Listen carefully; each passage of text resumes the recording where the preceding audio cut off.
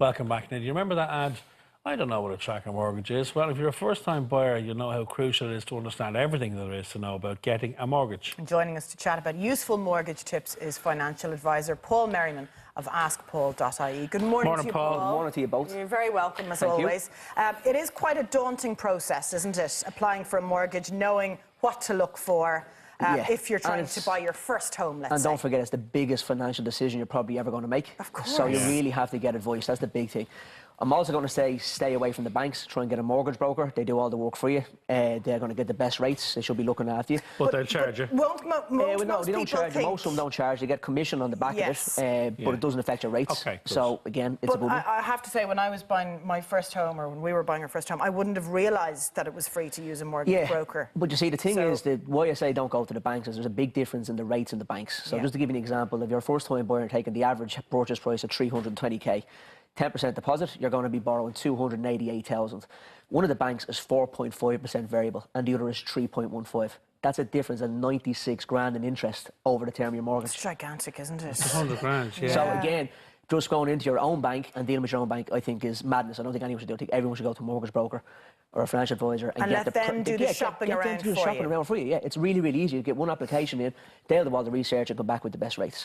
Okay. So in terms of getting a mortgage, then you've put together a little checklist for us, kind of do's and don'ts. Yeah. And you start with know what you're looking for first of all. Know what you're looking for. Have a budget is a big one. I've said this on this show loads of times. Everyone needs to have a personal budget. If you need a template, get in touch with me. I can get you a free template over by email. The next thing we have is to prepare all the paperwork. So you're going to need really good 6 months accounts. The accounts is the key thing here. And no silly things in the accounts like no overdraft. Don't be living in your overdraft all the time. No referral fees. And no betting. So if you have a betting app, that's a big, one of those Paddy Power accounts, just put it straight in the bin. Yeah, it's horrendous. It's a big no-no. So again, that's probably the biggest And you tip might be someone that just has a fiver bet on Cheltenham or something like that once a year. Once they see it, but it says the wrong things about the person from a bank's point of view. Once they see it coming out of your bank account, they just go, no, it's horrendous. It could be just a fiver bet. But again, why do it? Just come into the bookies, they're going to make a bet. 150 quid a month for Debenhams online, would they have the same thing? No. But you know what I mean? No, I don't understand that. Well, I think it's a gambling. They're afraid someone's going to have a gambling addiction and get into gambling and not going to pay their mortgage, are going to struggle with the repayments of the mortgage. That's a really obvious thing for me. So it's not just a case of whether you're financially capable of paying back a mortgage anymore? No, definitely. Well, sorry, that's a big part. You have to show, if you're a first-time buyer watching today, you need to show the capability to buy. So if you do a calculator, there's loads of calculators free online. Go into one of the calculators and you know your mortgage is going to be 1,500 quid a month. You need to show the bank that you can afford maybe 1,800 or 1,900 quid. So if you're renting, they'll take the rent, but you need to have savings as well. Yes. Do you know what I mean? So in that situation, if you're renting for 1,200, you need to have 700 quid savings then as well on top of it. So it's really difficult, especially if you're renting, to try and get the deposit up as well. So, but there's loads of things to help the buy scheme for the first-time buyers, which is really, really good. And then there's a Rebuilding Ireland home loans, which is excellent. I think it's really, really clever. It's a really good product. The problem with it is not many people qualify for it. This is a government initiative. It's a government initiative, yeah. And the interest rate's really low. It's fixed at 2% for the term of the mortgage. It's a brilliant mortgage if you can get one, but the amount of people qualifying is really, really low, which is a shame because I really thought when Owen Murphy brought it out, I thought it was going to make a big impact in the market and get loads of people onto the lower interest rates. I have a big problem with the interest rates that the banks in Ireland charge. In You've Spain, always had that bone about that. In Spain, you know, you can get a mortgage for 2% fixed for first-time buyers for 25 years. You know, here it's 3.5. It's just madness, you know. And they're borrowing, our banks are borrowing from the same bank, the ECB, as those banks. So it's just, it's ridiculous. But it's what becomes the norm in a territory, isn't it? Yeah, it is. But again, just again to say, with the interest rates are very important.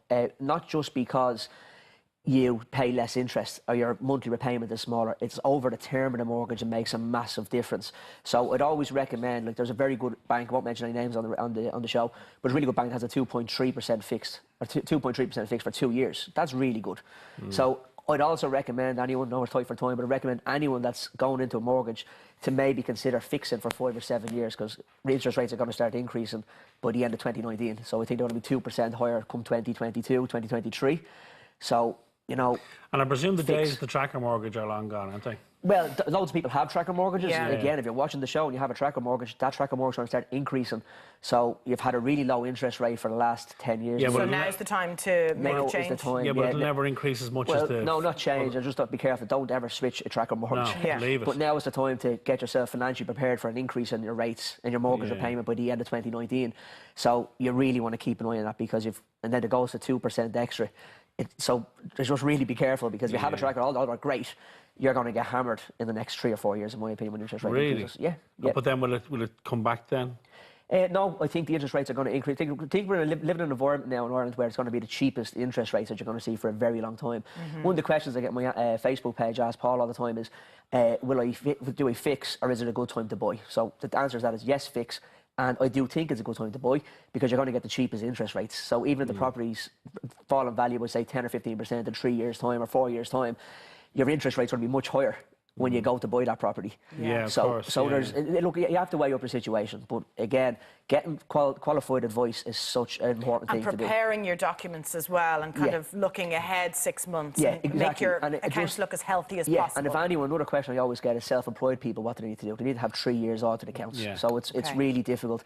If anyone is in a PAYE, if anyone's an employee, and they're thinking of jumping ship to go out to a self-employed, try and get your mortgage application in before you do that, and try and get a mortgage drawn down, because otherwise you wait 3 years to get your self-employed accounts. Great advice, as always, Paul. People can head on to Facebook to askpaul.ie. They can indeed, yeah. Great, good to see Thanks you, so Paul. much. Thank you, Paul. Still to come, we're serving up mushroom and langoustine pasta in the kitchen. Now we're talking. Lovely, nice. While over on the catwalk, we've styles for a formal office party this festive season. See you soon.